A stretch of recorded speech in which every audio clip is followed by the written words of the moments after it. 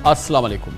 میں ہوں کامران خان۔ الیکشن میں 19 دن رہ گئے ہیں، لیکن مسلم لیگ نون کے قائد میاں نواز شریف کل حافظ آباد جلسے میں اپنی مختصر انٹری کے بعد پارٹی کی انتخابی مہم سے اچانک علیحدہ ہو گئے ہیں۔ ان کی انتخابی جلسوں سے دوری اور عوام سے فاصلہ سوالیہ نشان بن رہا ہے۔ طویل عرصے بعد عوام سے براہ راست رابطے کے لیے آنے والے نواز شریف نے کل حافظ آباد جلسے میں حیرت انگیز طور پر محض 10 منٹ کا مختصر خطاب کیا، جبکہ آج خانوال میں ہونے والے جلسے کے لیے نواز شریف تشریف ہی نہیں لائے اور ان کی جگہ مریم نواز نے خطاب کیا۔ تشویشناک بات تو یہ بھی ہے کہ کل لیا میں ہونے والا مسلم لیگ نون کا شیڈول جلسہ منسوخ کر دیا گیا ہے، جس سے نواز شریف نے خطاب کرنا تھا۔ نون لیگ کے صدر شہباز شریف بھی اب تک کسی انتخابی جلسے میں خطاب کرتے نظر نہیں آئے ہیں۔ پارٹی کے سینئر رہنماؤں نے میڈیا پر نواز شریف کے جلسوں اور انتخابی مہم کے شیڈول کے کئی اعلانات کیے تھے۔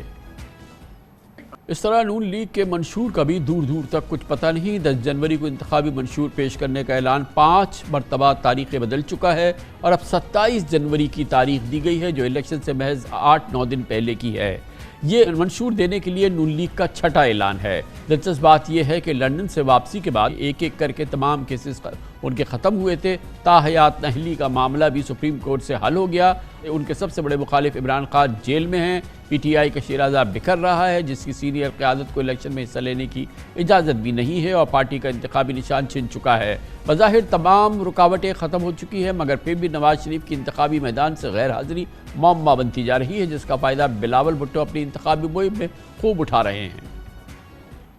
آج کے جلسے میں نواز شریف کی غیر حاضری اور کل کے جلسے کی منسوخی کے بعد نواز شریف کی انتخابی مہم میں شرکت سے متعلق ایک غیر یقینی کی کیفیت پیدا ہو چکی ہے اور سوال پیدا ہونے لگا ہے کہ نون لیگ کے مزید جلسوں میں نواز شریف کی ذاتی تقاریر ہوں گی بھی یا نہیں۔ ایک معمہ ہے جو سمجھ نہیں آ رہا ہے۔ مزید اس پہ بات کرتے ہیں، ہمارے ساتھ موجود ہیں لاہور میں ہمارے نمائندے خصوصی حسن رضا۔ بہت بہت شکریہ حسن رضا، بتائیے گا کہ کیا معاملہ ہوا؟ باقاعدہ الیکشن کیمپین شروع ہوئی نواز شریف صاحب کی، پھر اس کے بعد پارٹی کی جانب سے بتایا گیا تھا کہ کوئی 2 درجن اب تقریریں ہوں گی، مگر پہلی تقریر بھی ان کی بہت ہی مختصر 10 منٹ میں ختم ہو گئی، جس میں الیکشن سے ریلیٹڈ انہوں نے کوئی بات نہیں کی اور نہ ہی کوئی اس میں کسی قسم کی کوئی سیاسی اور الیکشن کی ریلیٹڈ کوئی بھی بات نہیں تھی، نہ کوئی وعدہ تھا، نہ منشور تھا، نہ کسی قسم کی، بلکہ کل ایران کا اتنا بڑا واقعہ ہوا تھا اس پہ بھی وہ خاموشی اختیار کر گئے۔ آج کے جلسہ تھا ان کا یہاں خانوال میں، وہ وہاں پہنچے نہیں، اور کل کا لیا کا جلسہ جو ہے وہ منسوخ ہو گیا ہے۔ کچھ پتہ ہے اندر کیا ہو رہا ہے؟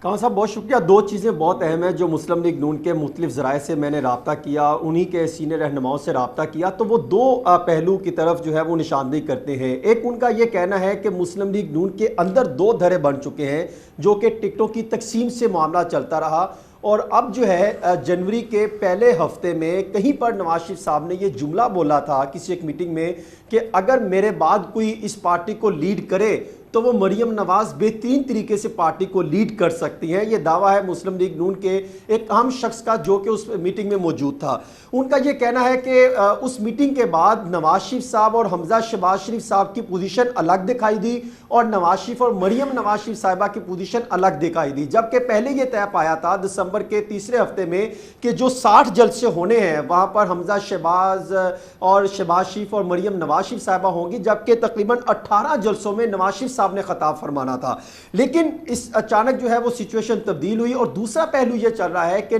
شہباز شریف صاحب یہ چاہتے تھے کہ مفاہمتی پالیسی کو سامنے رکھا جائے اور اس سسٹم کو آگے لے کے چلا جائے، لیکن جو تقریر تیار کی گئی تھی نواز شریف صاحب کی طرف سے اس میں کچھ احتساب کا بیانیہ تھا اور کچھ جو ہے وہ مزاحمتی معاملات سامنے رکھے گئے تھے، جس طرح جو ہے وہ سخت جملے بھی کچھ ذرائع بتاتے ہیں کہ تقریر میں مینشن تھے، جس کی انہوں نے نشاندہی کرنی تھی کہ جہاں سے ان کا خیال تھا کہ عوام ان کے ساتھ اٹیچ ہو سکتی ہے۔ یہی ہوا کہ جب اوکارا میں جلسہ ہوا تو نواز شریف صاحب کا پلان تھا کہ وہاں وہ جائیں گے اور وہ بڑا جلسہ ہوگا، وہاں پر خطاب کریں گے، وہ جلسہ وہاں پر نہیں گئے، وہاں پہ مریم نواز شریف صاحبہ گئی۔ اور پھر جو حافظ آباد جلسہ تھا،